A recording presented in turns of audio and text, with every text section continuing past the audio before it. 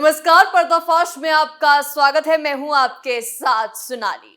पिछले 1.5-2 महीने से हम आपको अतीक की हर एक बात बता रहे हैं, हर एक खुलासा अतीक पर कर रहे हैं। अतीक अहमद के मर्डर पर जो खुलासा हो रहा है वो इस केस को एक नया रूप देता जा रहा है, लेकिन हर गुत्थी शाइस्ता और गुड्डू मुस्लिम पर जाकर अटक जा रही है, क्योंकि गुड्डू और शाइस्ता फरार हैं।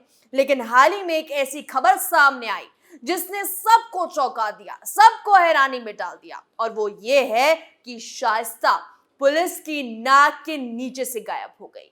शाइस्ता को किसने बचाया, कैसे बचाया, वो तो आपको आगे खुलासे में बताएंगे, लेकिन उससे पहले ये जान लीजिए कि इस पूरे केस में एक नाम सामने आ रहा है, और वो है बुर्का गैंग का। जी हाँ, सही सुना आपने, बुर्का गैंग का शाइस्ता से क्या कनेक्शन है, कैसे एक बार फिर पुलिस को चकमा देने में कामयाब हो गई शाइस्ता परवीन, ये सब बताएंगे पर्दाफाश में। तो चलिए शुरू करते हैं।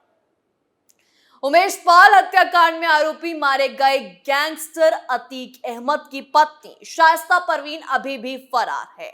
सूत्रों के मुताबिक उत्तर प्रदेश पुलिस की स्पेशल टास्क फोर्स एसटीएफ 4 दिन पहले प्रयागराज में शाइस्ता परवीन को पकड़ने से बेहद करीब पहुंच गई थी, लेकिन लेडी डॉन स्थानीय लोगों की मदद से पुलिस को गच्चा देने में कामयाब रही। पुलिस को पुख्ता सूचना मिली थी कि शाइस्ता प्रयागराज के हटुआ इलाके में है। सूत्रों ने कहा उसे अतीक के भाई अशरफ अहमद के ससुराल के पास देखा गया था। पुलिस सूत्रों के मुताबिक जब एसटीएफ की टीम वहां छापेमारी करने पहुंची तो बुर्का पहनी महिलाओं ने टीम को घेर लिया।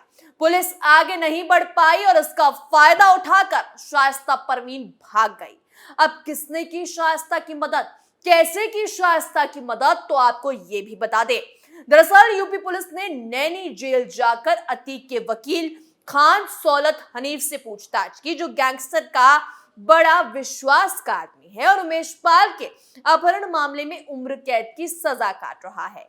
हनीफ के इनपुट के आधार पर पुलिस को पता चला कि उमेश पाल की हत्या से पहले शाइस्ता परवीन मुंडी पासी में मिली थी।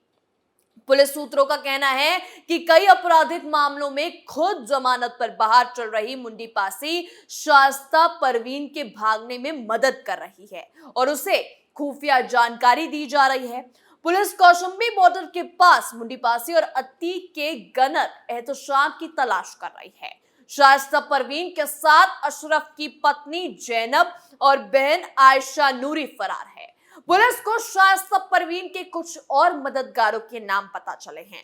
इनमें से गुड्डू मुस्लिम का सहयोगी आसिफ उर्फ मल्ली है, जो उमेश पाल हत्याकांड में शामिल था। शाइस्ता परवीन 2005 के बसपा विधायक राजू पाल हत्याकांड की मुख्य गवाह उमेश पाल की हत्या के मामले में आरोपी बनाए जाने के बाद से ही फरार है। वहीं जैसा कि आप सब जानते हैं कि अतीक से जुड़ा एक एक शख्स यहाँ पर गुनहगार है, चाहे वो अतीक का नौकर हो या अतीक का भाई, अतीक की बहन हो या बात करें अतीक के लॉयर की, सब अतीक के काले कारनामों में बराबर के हिस्सेदार हैं। अतीक की बहन और भाई के बारे में तो आप पहले से जानते हैं, लेकिन क्या आप जानते हैं वो लॉयर जो लोगों को जस्टिस दिलाता है, अतीक का केस भी वही लड़ रहा था, लेकिन कहते हैं ना, चोर चोर मौसेरा भाई। अतीक के लॉयर को भी पुलिस ने रंगे हाथों पकड़ लिया। उमेश पाल हत्याकांड में पुलिस की टीम अतीक अहमद के वकील को रिमांड पर लेने पूछताछ कर रही थी। अतीक के वकील खान सौलत हनीफ से पूछताछ के बाद पुलिस ने 9 mm की पिस्टल और कारतूस बरामद किया है। उसने पुलिस को बताया कि अतीक ने ये पिस्टल हनीफ को दी थी। हनीफ के घर से एक पिस्टल बरामद हुई और साथ ही एक एप्पल का फोन जो उमेश पाल हत्याकांड की साजिश के लिए इस्तेमाल किया गया था। उसके साथ कुल 3 मोबाइल फोन भी बरामद किए गए हैं। बता दें कि हनीफ पर उमेश पाल हत्याकांड की साजिश में शामिल होने का आरोप है।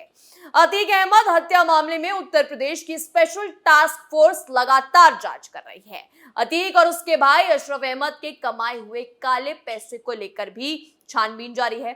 अब एक बड़ा खुलासा ये हुआ था कि अतीक ने प्रयागराज से लेकर माउंट आबू, गोवा और विदेश तक के होटल में करोड़ों रुपए का निवेश किया।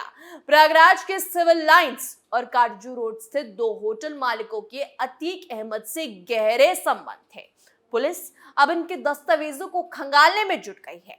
सूत्रों के अनुसार शहर में एक कारोबारी के कई होटल हैं। अतीक इसी के होटल में बैठकें करता था।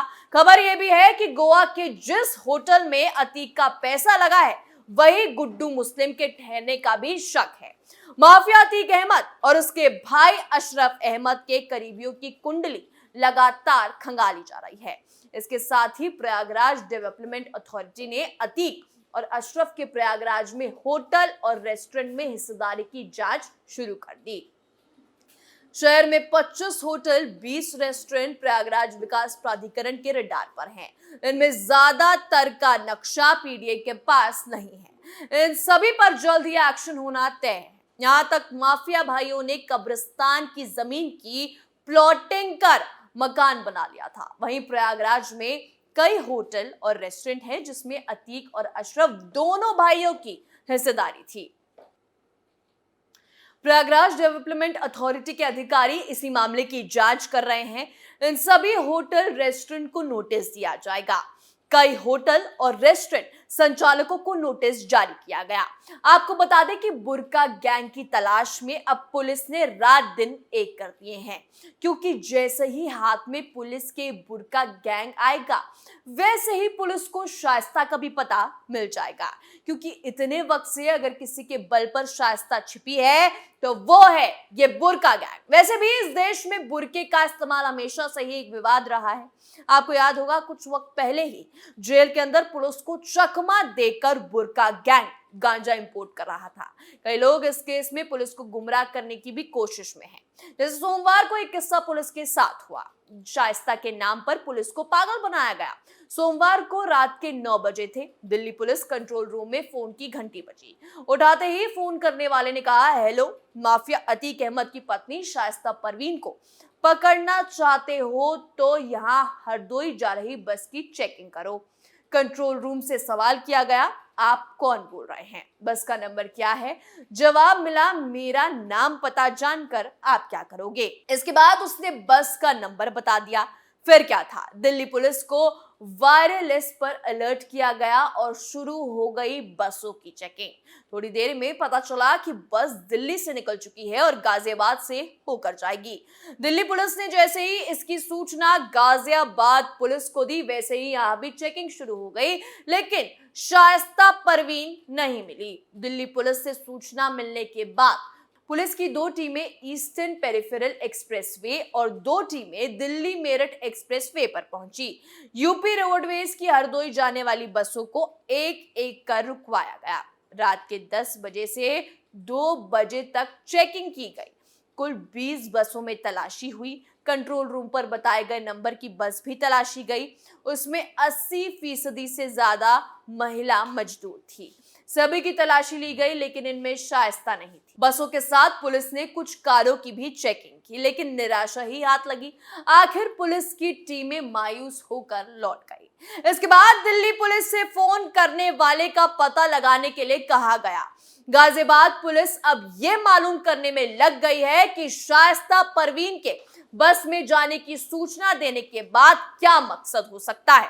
जिसने सूचना दी वो कौन है और उसे सूचना कहां से मिली, इसके लिए दिल्ली पुलिस से सूचना देने वाले की जानकारी करने के लिए कहा गया। आशंका यह भी है कि कॉल पुलिस को भ्रमित करने के लिए की गई, लेकिन ज्यादा वक्त ये गेम नहीं चल पाएगा। ज्यादा वक्त ये सब नहीं हो पाएगा, क्योंकि बुर्का गैंग हो या शाइस्ता, पुलिस के हाथ आकर रहेगी। पर्दाफाश में आज के लिए इतना ही। देखते रहिए कैपिटल टीवी उत्तर प्रदेश। नमस्कार।